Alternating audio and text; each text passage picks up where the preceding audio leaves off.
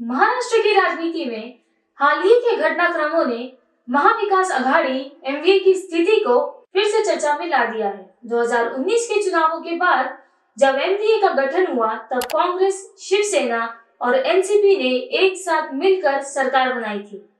लेकिन अब कांग्रेस अपनी बढ़ती महत्वाकांक्षा के चलते इस गठबंधन को चुनौती दे रही है। कांग्रेस की बढ़ती महत्वाकांक्षा क्या डालेगी महाविकास आघाड़ी में दरार? नमस्कार, आप देख रहे हैं प्रातःकाल और मैं हूं आपके साथ आंचल मानी। 2019 के महाराष्ट्र चुनावों में 288 सीटों वाली विधानसभा में कांग्रेस के महज 44 ही विधायक थे। लेकिन कहा जाता है कि राजनीति अनंत संभावनाओं का खेल है।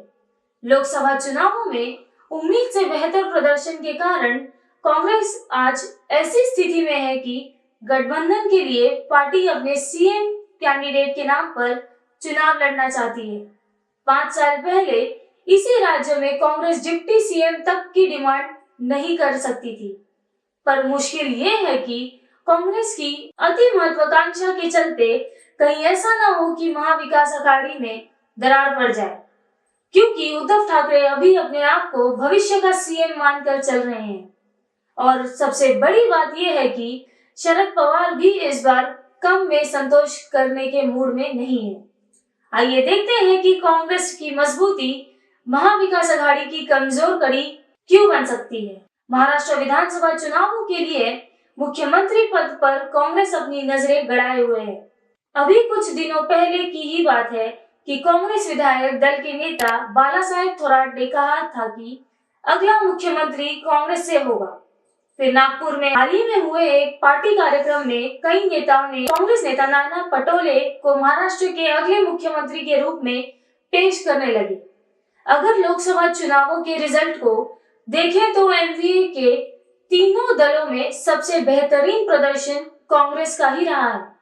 जाहिर है कि 17 लोकसभा सीटों पर चुनाव लड़कर 13 संसदीय सीटें जीतने वाली पार्टी उत्साह में तो रहेगी ही।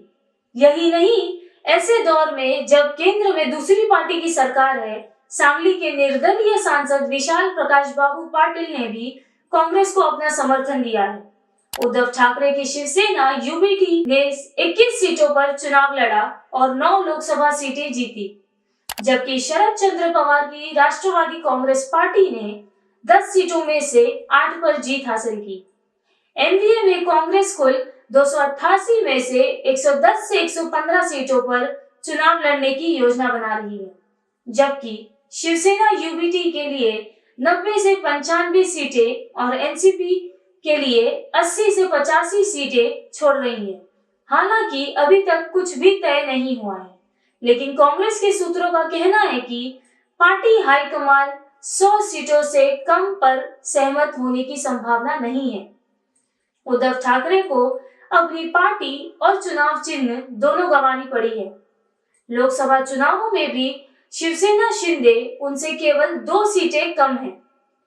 इसके बावजूद ठाकरे खुद को महाराष्ट्र का अगला सीएम ही मानते हैं। 2019 के विधानसभा चुनावों में बीजेपी शिवसेना एक साथ चुनाव लड़कर क्रमशः 105 और 56 सीटें जीतने में सफल हुए, पर उद्धव ठाकरे के सीएम बनने की जिद ने गठबंधन तोड़ दिया।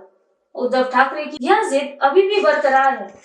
कांग्रेस द्वारा कराए गए आंतरिक सर्वेक्षणों से पता चला है कि उद्धव ठाकरे की लोकप्रियता एमवीए के भीतर घट रही है। इस बीच उद्धव ठाकरे ने दिल्ली में कांग्रेस नेतृत्व से मुलाकात की और मुख्यमंत्री पद के फॉर्मूले में बदलाव की मांग की।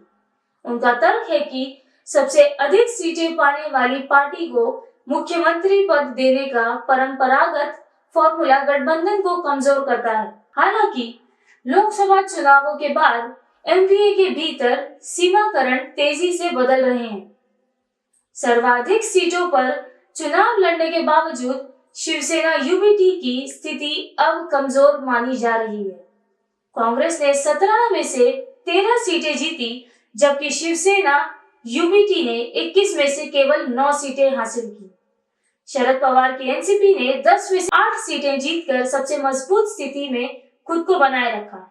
अगस्त की शुरुआत में उद्धव ठाकरे सीट बंटवारे पर चर्चा करने के लिए दिल्ली गए थे।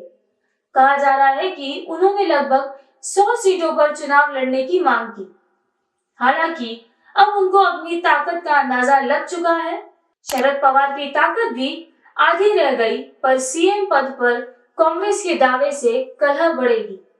महाराष्ट्र में पार्टी और चुनाव चिन्ह उद्धव ठाकरे की तरह शरद पवार के हाथ से भी जा चुका है, पर ठाकरे की तरह पवार भी अपने को किसी से कम नहीं समझते हैं।